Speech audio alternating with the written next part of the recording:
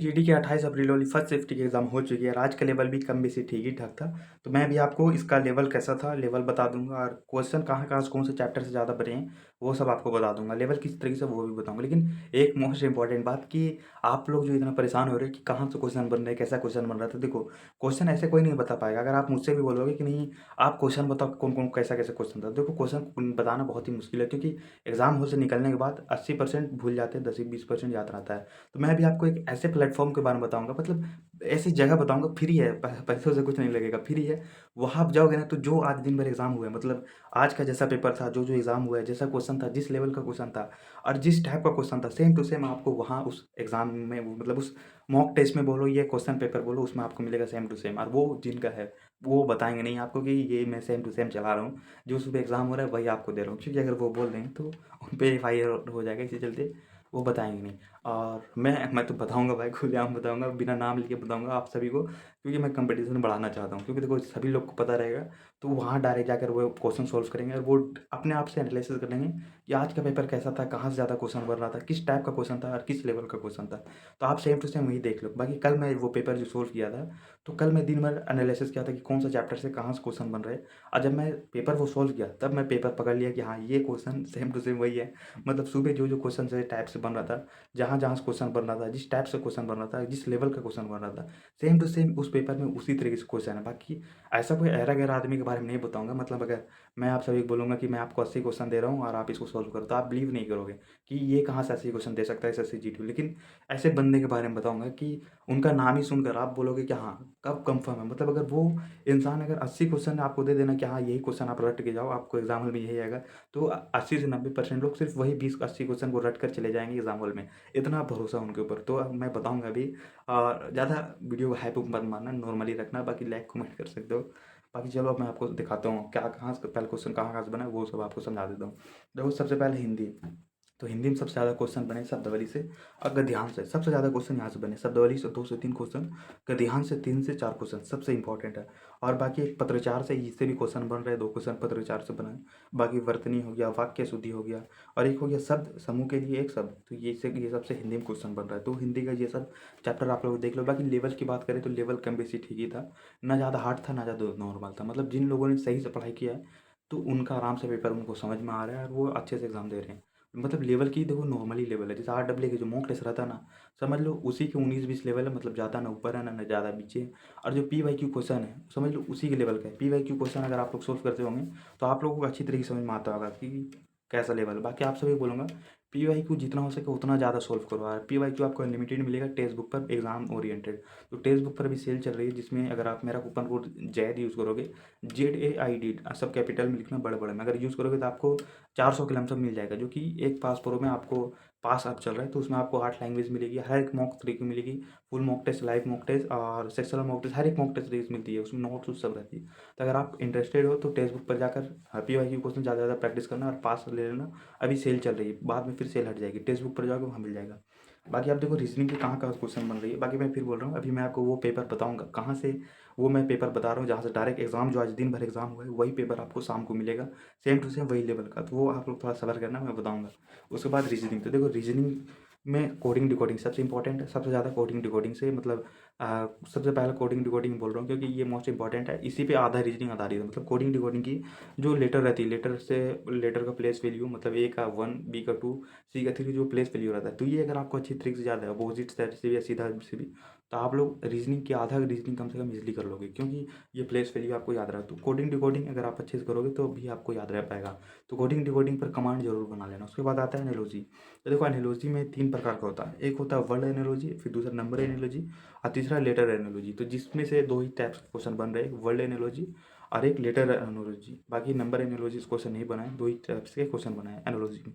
फिर तीसरा आ जाता है डाइस, जो अगर संदीप सर काफ़ी अच्छा डाइस पढ़ा चुके हैं। अगर आप संदीप सर के फ़ैन हो तो एक बार कमेंट करके ज़रूर बता देना कि हाँ, आप संदीप सर के फ़ैन हो। बाकी मैथमेटिकल ऑपरेशन और दूसरा ब्लड रिलेशन और सीटिंग अरेंजमेंट, तो ये सब चैप्टर से मुझे बताया गया है। बाकी एक कैलेंडर चैप्टर को लेके काफ़ी मिसअंडरस्टैंड फैल रहा है कि कैलेंडर चैप्टर से क्वेश्चन बन रहे हैं, तो यहाँ ये हमें पढ़ना चाहिए कि नहीं। तो देखो भाई कैलेंडर से अगर क्वेश्चन बन रहे हैं तो ज़्यादा से ज़्यादा 1 क्वेश्चन बनेगा, 2 क्वेश्चन बनेगा। बाकी 8 सब चैप्टर है, अगर आप कैलेंडर अभी तक नहीं पढ़े हो, तो मैं बोलूँगा आप सिर्फ कैलेंडर वाली कॉन्सेप्ट देख लो, मतलब कॉन्सेप्ट समझ लो कि हाँ क्या इसका कॉन्सेप्ट है। अगर क्वेश्चन दे दिया तो बना लेना, नहीं तो ऐसे तो आप पहले कई दिनों से पूछ ही नहीं रहा तो शायद पूछने लगे। अगर पूछ रहा है तो आप लोग उसकी कॉन्सेप्ट को याद रख लेना। बाकी कल का भी एग्जाम में काफ़ी लोगों ने बोला कि कैलेंडर से क्वेश्चन बने, लेकिन मुझे किसी ने नहीं बताया कि कैलेंडर से क्वेश्चन बने। बाकी आज के भी मुझे किसी ने नहीं बोला कि कैलेंडर से क्वेश्चन बने, शायद उन लोग उतना ध्यान से देख नहीं पाए होंगे जितना लोगों से मैं बात किया। तो ये सब चैप्टर बाकी कैलेंडर से था कि नहीं था, वो आपको वो वाली जो मैं पेपर बता रहा हूँ, अगर क्वेश्चन रहा जिस लेवल का क्वेश्चन रहा वो आपको वहाँ शाम को पेपर में आपको मिल जाएगा। तो मैं अभी बताऊंगा वो पेपर कहाँ से देना है। फिर आ जाता है मैथ। तो देखो मैथ में एलसीएम एचसीएफ एवरेज। एवरेज से कल क्वेश्चन नहीं बना था, लेकिन आज एवरेज से क्वेश्चन बन चुका है। तो ये ध्यान रखना कि अगर ये चैप्टर से क्वेश्चन नहीं बन रहा मैथ उत में तो अगली बार भी नहीं बनेगा। सभी चैप्टर से क्वेश्चन बनेगा, कौन सा शिफ्ट में कौन सा चैप्टर्स दे देगा इसका अलग है। बाकी लेवल की बात करें, लेवल ठीक था, रीजनिंग का भी ठीक था, मैथ भी ठीक था, मतलब इजी टू मॉडरेट आ रहा है, ना हार्ड आ रहा है ना ये आ रहा है। मतलब एक दो क्वेश्चन तो हार्ड लगता ही सबको, बाकी अगर ऐसे देखा जाए तो उतना भी हार्ड नहीं, मतलब इजी टू मॉडरेट है। कुछ क्वेश्चन इजी है कुछ मॉडरेट है।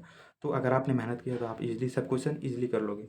रेशियो प्रपोर्शन आ रहा है, time and work, percentage, profit loss और सिंप्लीफिकेशन, ये सब क्वेश्चन आज अच्छा खासा बना है। लेवल ठीक ठाक है सभी का एग्जाम का। कल का भी एग्जाम का लेवल ठीक ठाक था, ना ज़्यादा हार्ड था ना ज़्यादा नॉर्मल था। कुछ क्वेश्चन बीच बीच में जो टाइम टेकिंग रहता है वो हर एक एग्जाम में रहेगा, क्योंकि आपका मेन है टाइम टेकिंग, मतलब टाइम मैनेजमेंट करना। तो इसीलिए टाइम टेकिंग आपका हर एक सब्जेक्ट में कुछ कुछ रहेगा। जीके की इसमें पंचवर्षीय योजना, जनगणना, उत्सव मेला, खेल पुरस्कार और सल्तनत काल, ये सब मुझे टॉपिक बताया गया, जो कि मैं आप सभी के सामने बता दिया। और ये देखो मुझे जिस तरीके से बताया गया मैं उसी तरीके से आप सभी को बता रहा हूँ। बाकी इसमें हो सकता है कुछ चैप्टर या कुछ टॉपिक्स आर होगा, ये कुछ एक्स्ट्रा मेरे तरफ से ऐड हो गया होगा, मतलब जिन्होंने बताया तो उनको लगा होगा कि ये चैप्टर है, तो उन लोगों ने मुझे बता दिया, वही मैं आप सभी को बता रहा हूँ। तो इसमें कुछ चैप्टर मतलब आगे या पीछे हो सकता है, तो आप लोग समझ लो ये सब इंपॉर्टेंट ही है। देखिए अब देखो मैं आप जो जिस बारे में बता रहा था कि जहाँ से क्वेश्चन मतलब सुबह जो एग्ज़ाम होता है उसी क्वेश्चन आपको शाम को मिल जाता है, तो वो है RAA। मतलब अभी जो RAA पर SSC GD की स्पेशल मॉक टेस्ट चल रही है, आप सभी ने दिया होगा और शायद आप सभी को ये पता नहीं है कि वो क्या है मॉक टेस्ट, मतलब वो क्यों स्टार्ट हुई है, उसमें है क्या, उसमें क्वेश्चन क्या है, किस लेवल का आ रहा है। एग्जाम मॉक टेस्ट तो सभी ने दिया होगा, लेकिन उस पेपर को समझ नहीं पाए होंगे। बाकी अंकित भाटी सर तो बताए नहीं होंगे। बाकी मैं ये लास्ट में इसलिए बोला ना कि जो लास्ट तक देखते हैं मेरा वीडियो उन्हीं को ये मिलेगा। अगर आप यहाँ तक वीडियो देखो तो एक बार कमेंट करके जरूर बता देना।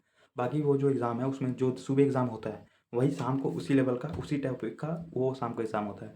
अगर आपको बिलीव नहीं हो रहा तो आप अगर कल का एनालिसिस किए होंगे तो मान लो अंकित भाटी सर का जो एनालिसिस किए थे आप, उसमें सर ने जो जो टॉपिक से क्वेश्चन बताया था वो स्पेशल मॉक टेस्ट में वही सब क्वेश्चन गए वही सब क्वेश्चन था।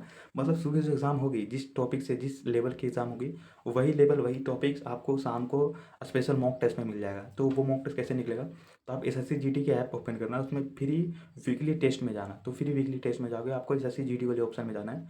वहाँ आपको नीचे अलग से एक दिख जाएगा special SSC GD special mock test, वो डेली चलेगी 8 बजे डेली चलेगी। तो आप लोग डेली वो मॉक टेस्ट देना और उसका सही से एनालिसिस करना।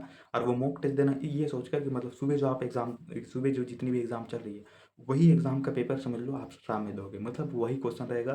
क्वेश्चन सेम नहीं रहेगा, लेवल थोड़ा ऊपर नीचे रहेगा, लेकिन 80% समझ लो कि लेवल वही रहेगा, क्वेश्चन उसी टाइप का रहेगा। तो बस यही बताने का चाह रहा हूँ।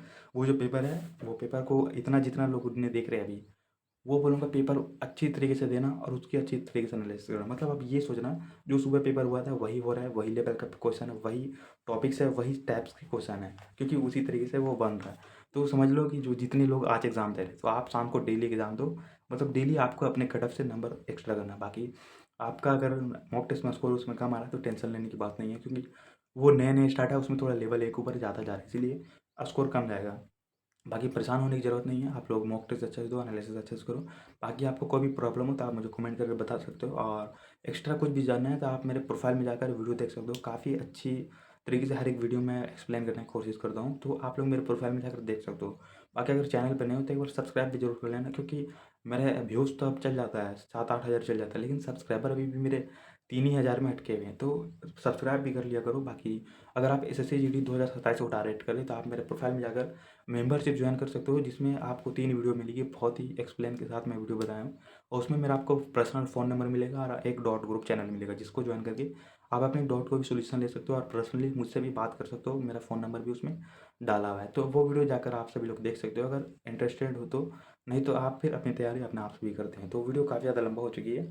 और ये एनालिसिस कैसा लगा और वो जो एग्ज़ाम मॉक टेस्ट के बारे में बताया, वो मॉक टेस्ट आप दे रहे हो कि नहीं दे रहे हो, एक बार कमेंट करके जरूर बता देना। फिर मिलते हैं अगली वीडियो में, आज के लिए जय हिंद।